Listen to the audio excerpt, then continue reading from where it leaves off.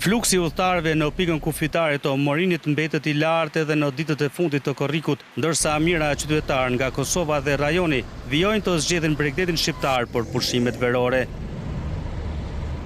Për të përballuar lëvizjen, autoritetet kufitare po operojnë me 12 sportele dhe po zbatojnë marrëveshjen e lëvizjes së lirë mes Shqipërisë dhe Kosovës, duke shmangur pritjet në kufi.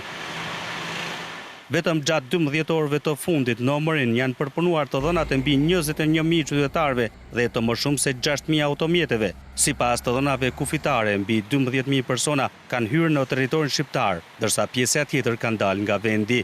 Ne po shkojmë në Shqipëni për pushime, të kalojmë sa më bukur, është veni jonë, na shkojmë çdo vit në Shqipëni. Do lëvizim në për Shëngjin, Sarand, Vlorë. Po shkojmë për Shëngjin, me familjen. Është hera e parë që shkojmë? Jo, por çdo vit e vizitojmë Shëngjin. Për Suedias jam. Si duken pushimet në Shqipëri? Fantazi, s'ka më mirë. Se keni tradhtu? Kur jo.